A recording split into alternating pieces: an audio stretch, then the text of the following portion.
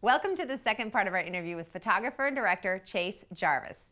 In this episode of reDefine, Chase shares some thoughts on how he deals with criticism, actually taking pride in being disruptive.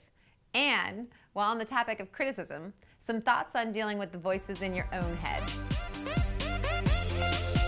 You're watching reDefine with Tamara Lackey, presented by Adorama TV.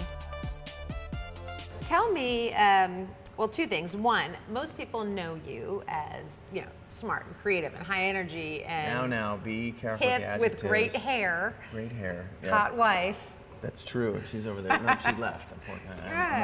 We'll send it to her. Yeah. Thank you for saying that. There's $5 coming your way. My question's going to be, what most people don't know is that you're actually a ridiculously nice human. Thank you. Like, truly. And I had great parents. You have great parents, but you really, you just are. Thank you. And from that place, sitting from that place, how does it feel to say, look, I'm doing great works, I'm putting out lots of information for free to a lot of people. I am enabling change in people's lives daily. I'm helping up and coming artists and bands and writers, get their name out. And you also have to take the flip side of that, which means you're a big name, you're well known, and you get people making snarky comments here and there. How does that feel, and what do you do with it?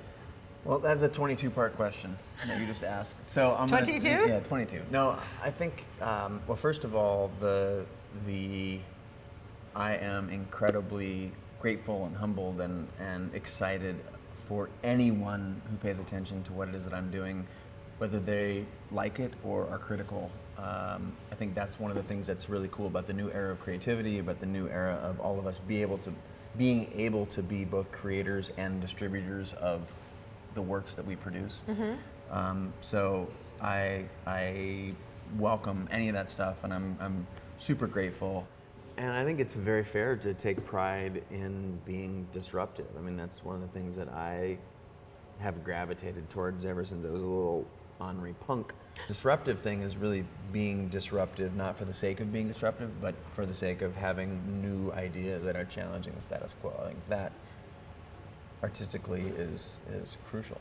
So when you got the no, you said you examined your psyche. Yeah, I examined my psyche and was like, what messaging am I telling myself? Yeah. And it was just like, what messaging did I tell myself? And it was never a defeatist one.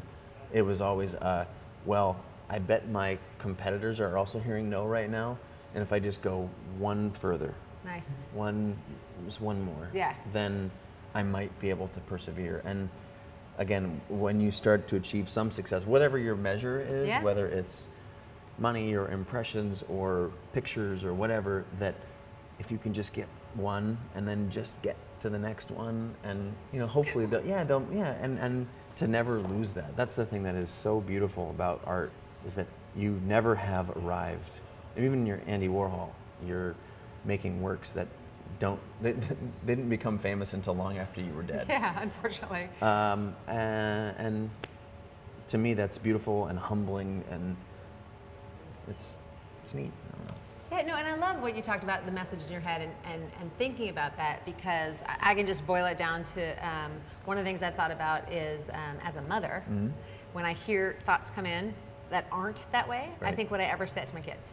Would I ever look at my 6-year-old daughter and say, you're just not good enough to make it? Wow. Never. Never.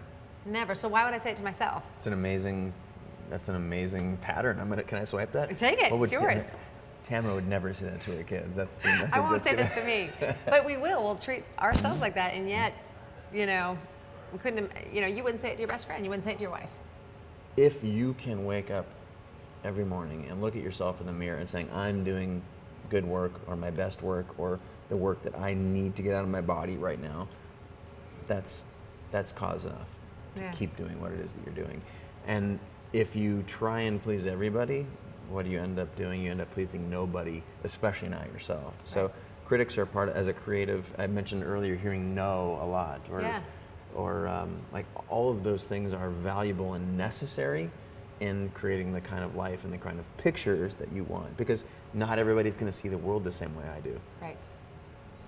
But ironically, that's what you're getting paid for, because I don't need to get hired by 500,000 people a year 5 million people a year, I need to get hired by 10 or 20.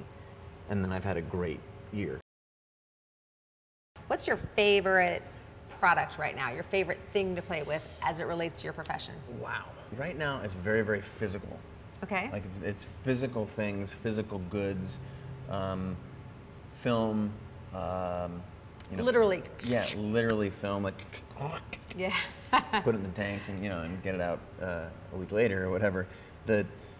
I very much like what Polaroid has always stood for, and I have a relationship with them. I think everybody at home should know that. Or if they don't, they do now. Anything that has a physical representation, because there's no, I agree. Like the immediate. There's so many benefits to the digital world that we live in. Yes.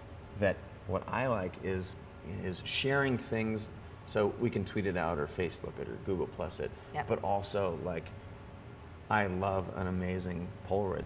Polaroid, when the digital revolution happened, didn't act swiftly enough, right.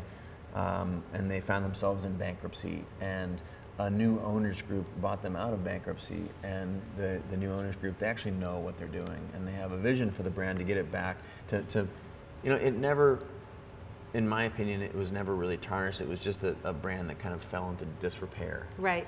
And the new owner group is interested. Which, in their defense, it's hard to keep up. Yeah, and I think the vision that I'm trying to impart to the brand, and that I know this new owner group, it's been a couple of years now, 2 years now, but that they want it to very much be what it has always been, which is kind of a brand for the people, without being too, without being too weird or trying to make some statement. It's like, I think that is something that is pretty cool, and they have a foot in that nostalgia, actual print, the physicality. Polaroids, right? And I think you'll continue to see that they'll be able to do a lot of stuff in the digital realm going forward. Right. And it's fun to be able to participate in both. Thank you. You're awesome. Oh my gosh! No, you're awesome. No, honestly, I'm grateful to have been on your show. Thank you. Kudos to you for all of the amazing success. And listen to what she says. She's smart. What he said. No, what she said. Thanks, Chase. Check us out next time when we catch up with celebrated wedding photographer Jasmine Starr. And in the meantime, here's a fun little look at one of our most useful toys. When we're shooting for reDefine, we're always on the go and need our equipment like yesterday.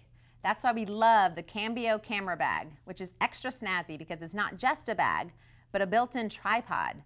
Whenever we sit down with guests, we grab the gear we need out of it, lock the wheels, pull up the handle, mount the camera, and we're all set to start filming. And there's tons of pockets and compartments to keep everything from exploding when we're running between locations. And even better, when we're all done shooting, we just close it all up and roll it straight on the plane as a carry-on too. You can get your own Cambio camera bag at Adorama.com.